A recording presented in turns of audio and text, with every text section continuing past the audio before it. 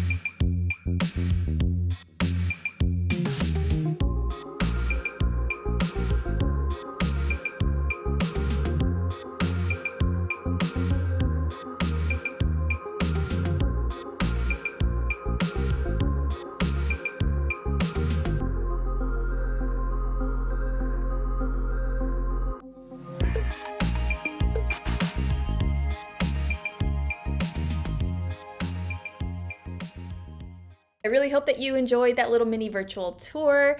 It was my first time at El Museo de Historia Natural for myself, and that was actually the day that I recorded the video where I was like really sad and I had my little emotional breakdown.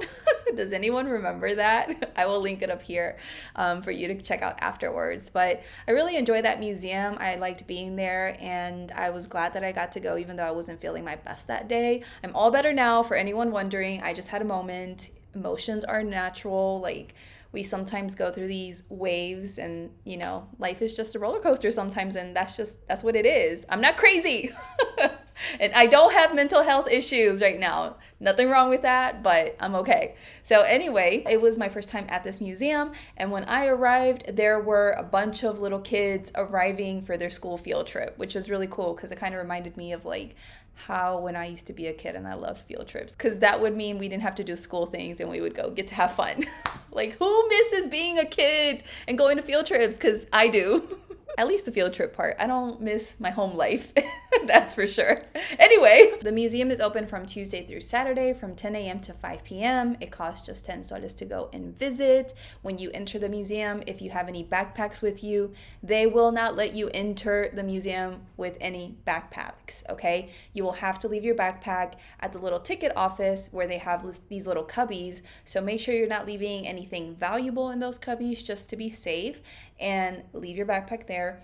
And then go into the museum and, explore and see what you got to see. I initially got in with my little backpack because nobody said anything to me. But then when I left the area that had all of the fish stuff and the fossils and stuff, and I wanted to go to the other side of the museum, that's when the lady that was sitting there at the entrance spotted me, and she was like, "What are you doing with this backpack? You got to leave your backpack." And I was like, "Oh, I didn't know. Nobody told me." She was like, "Yeah, you got to go leave your backpack."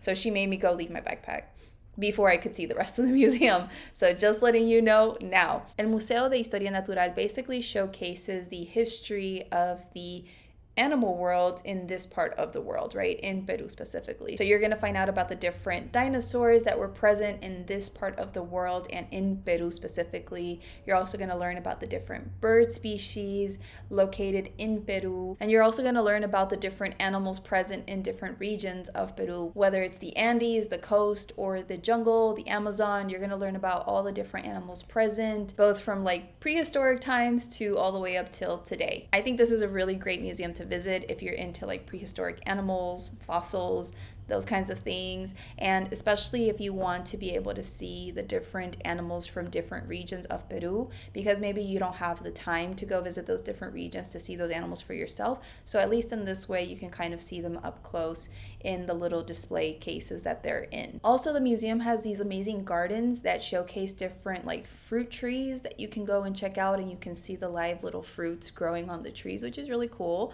Like I saw coffee beans growing on a coffee tree, and there were some other fruits that I didn't know what they were, but they were growing on there. You can see the different cacti that grow in this region as well. There's also this little garden for kids that has a little display board that kind of tells you about the different birds that you can find in the garden or in Lima and what they eat. So when you visit this museum, you can either pay your 10 soles and make your rounds around the museum all by yourself if you'd like, or you can opt in to have a guided tour. And when I asked, they told me that for someone to guide me in Spanish, it would be 30 soles to do the guided tour. And if I wanted the tour in English, then it would be 50 soles, and I would definitely have to coordinate with them in advance. I wanted to go back and do the guided tours, but I just didn't have time to because I'm busy creating all different types of videos right now, and I just didn't have the opportunity to visit this museum a bajillion times like I did with El Museo Metropolitano. If you haven't seen the video on El Museo Metropolitano, I'll link it up here for you to watch afterwards. But I visited that museum 4 times in July, and I didn't have the chance to visit El Museo de Historia Natural more than just once, the one time. But at least I have this information to report back to you. So if you do want a guided tour, which I encourage you to do so, because I just feel like it's always better and fun to have someone explain things to me. Like, I just like that interactive way of doing things. This is how I learn. And also, that said, nothing in this museum is in English, if I remember well, okay, because I went like weeks ago. So everything is in Espanol. So if you don't know Espanol, then you might need to book that guided tour for 50 soles. Also, a slight con that I want to share with you is that while I was there, I went in the afternoon, around maybe like 1 or 2 in the afternoon, I can't remember. And around the time that I arrived is when all these school children started arriving. And I think that I counted at least 3 groups of school children from different schools who were there. And so the downside to that is that, kids are kids. They're loud, they're excited. They're making noise. So they might, disturb you if you don't like being bothered, if you don't like noise and stuff like that. Well, maybe you might need to go in the mornings. Maybe in the mornings the kids aren't there because they're busy doing school stuff and they visit in the afternoon potentially. So maybe try going in the morning to try to avoid the kids. For the most part, they didn't really bother me because the first set of school kids, they had to wait outside before they could go in. I don't know what they were doing out there. So I got to go in and see the different fish and see some of the dinosaur bones and things like that. And when I was nearly done seeing kind of that side of the museum is when they started coming in and kind of like encroaching on my space. But I just went like to other rooms that they weren't in and I, looked at other things. And then I happened to kind of cross with them in the section where you can see the different birds in the different regions of Peru. And I kind of stood back a little bit just to see what their guide was telling them about the different birds, because the guide was explaining certain things.